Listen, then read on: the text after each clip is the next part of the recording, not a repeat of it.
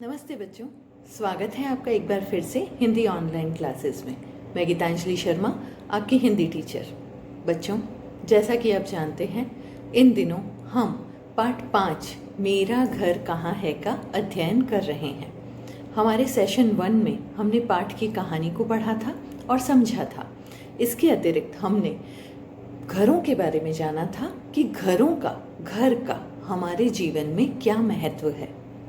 इसी क्रम में अब आगे बढ़ते हैं और जानते हैं पाठ के बारे में कुछ और महत्वपूर्ण बातें। बच्चों, यह पाठ एक चित्रकथा है। चित्रकथा का अर्थ होता है चित्रों के माध्यम से कहानी को समझना। आपने नोटिस किया होगा कि इस पाठ में चित्र दिए गए हैं और उसके सामने छोटे छोटे बॉक्स में डायलॉग्स लिखे हैं, संवाद लिखे हैं। यही संवाद इस पाठ की कहानी है। अब बढ़ते हैं आज के इस सेशन में आगे। आज के इस सेशन में हम क्या करने वाले हैं बच्चों? सबसे पहली बात, घरों की चर्चा हो रही है, घरों के बारे में जाना जा रहा है।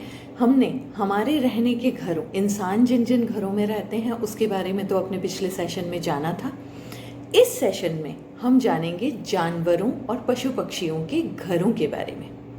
उसके बाद हम बढ़ेंगे हमारे व्याकरण सेक्शन की ओर, जिसमें पाठ में आए हुए पर्यायवाची शब्द यानी समानार्थी शब्दों के बारे में हम विस्तार से पढ़ेंगे और सीखेंगे। अगला टॉपिक हमारा होगा व्याकरण में संयुक्त व्यंजन। बच्चों, संयुक्त व्यंजन का अध्ययन भी हम अपने पिछले लेसन्स में कर चुके हैं, लेकिन इस लेसन में फिर से संयुक्त व्यंजन का अध्ययन करेंगे, क्योंकि इस पाठ में संयुक्त व्यंजन से संबंधित प्रश्न भी हमें अभ्यास में करने होंगे। तो चलिए सबसे पहले जानते हैं विभिन्न जानवरों और पशु पक्षियों के घरों के बारे में। तो आइए बच्चों, अब जानते हैं कुछ अन्य पशु पक्षियों और जंगली जानवरों के घरों के बारे में कि वे रहते कहाँ हैं। सबसे पहले हम जानेंगे मकड़ी के बारे में। मकड़ी का घर जाल कहलाता है। मकड़ी जाल बुनती है। सांप छेद में रहता है, जिसे हम होल कहते हैं। खरगोश बिल में रहता है। खरगोश के घर को बिल कहते हैं बच्चों। चूहा छेद में रहता है।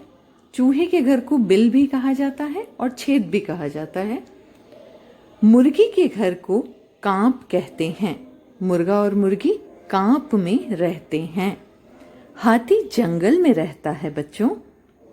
हाथी का घर जंगल है। गाय गौशाला में रहती है।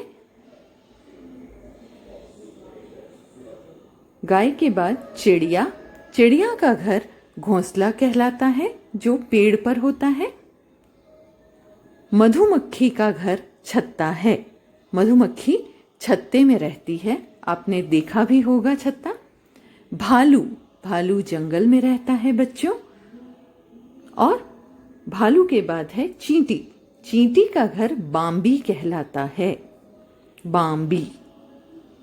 पर्यायवाची शब्द। आइए बच्चों, अब जानते हैं कि पर्यायवाची शब्द किसे कहते हैं।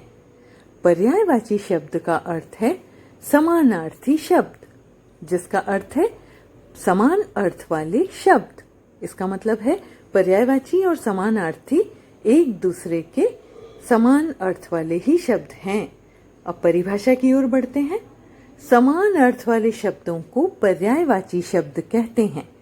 जैसे हम कहते हैं हवा चल रही है, इसकी जगह यदि हम कहते हैं पवन चल रही है, हवा और पवन एक दूसरे के पर्यायवाची या समानार्थी शब्द हैं।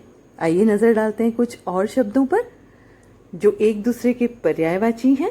सूर्य सूरज, फूल पुष्प, दोस्त मित्र, पाठशाला विद्यालय,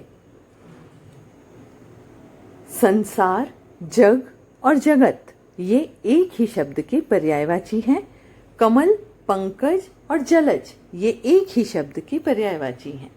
जंगल वन कानन, माता माँ मैया, आपस में समानार्थी हैं बच्चों।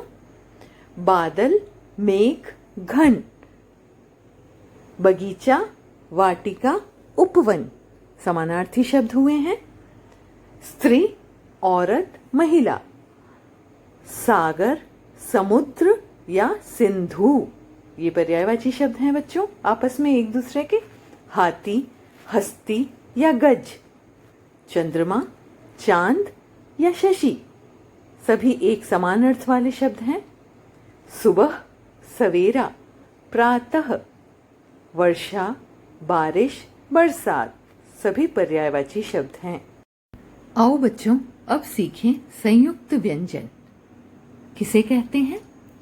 दो व्यंजनों के योग से बनने वाले व्यंजनों को संयुक्त व्यंजन कहा जाता है, जिसका अर्थ है जब दो व्यंजन मिलते हैं और तीसरा व्यंजन बनाते हैं उसे संयुक्त व्यंजन कहते हैं। संयुक्त व्यंजन जो हैं बच्चों वो संख्या में 4 होते हैं। आइए नजर डालते हैं, जानते हैं कुछ इनके बारे में। क और श मिलकर जब अ मिलता है तो क्ष बनता है। त और र में जब अ मिलता है तो त्र बनता है। ज और य मिलकर जब अ मिलता है तो ज्ञ बनता है। श और र मिलकर जब अ मिलता है तो श्र बनता है। आइए पढ़ते हैं कुछ अन्य संयुक्त व्यंजन। क्षत्रिय, क्षमा, रक्षा, शिक्षा, पक्षी। पत्र, मित्र, पुत्र, नेत्र, इत्र। आज्ञा, यज्ञ, संज्ञा, ज्ञान, विज्ञान। श्रवण, श्रम, आश्रम, श्रीमान, श्रावण। बच्चों ये सभी संयुक्त व्यंजन के उदाहरण हैं। क्ष, त्र, ज्ञ और श्र अभ्यास कीजिए इनका। तो बच्चों कैसा लगा आपको आज का ये सेशन। यह सेशन मुख्यतः जानवरों के घरों और ग्रामर के टॉपिक्स पर्यायवाची और संयुक्त व्यंजन से रिलेटेड था। आज का आपका यह होमवर्क है बच्चों कि आपको इन सभी का फिर से अध्ययन करना है, ध्यान से पढ़ना है लेसन को और पर्यायवाची शब्द भी याद करने हैं। इसके अलावा आपको एक और काम करना है, अपने आसपास कौन कौन से छोटे छोटे जानवर या पशु या पक्षी उनके घर यदि आप देख सकते हैं तो उनके बारे में पता लगाइए। घर पर बैठकर ही पता लगाइए बच्चों कि उन्हें क्या कहते हैं और जो मैंने वीडियो में सिखाया है उसका भी अभ्यास आप कीजिए। बच्चों इसके अतिरिक्त अपनी रफ नोटबुक के अंदर संयुक्त व्यंजन से संबंधित कुछ शब्दों को लिखने का भी आप अभ्यास कीजिए। क्ष, त्र, ज्ञ और श्र से बनने वाले कम से कम 2 या 3 शब्द लिखने का अभ्यास कीजिए। लिखित अभ्यास भी ज़रूरी है। Written practice is most important children. So keep practising, be safe, stay at home. Good bye.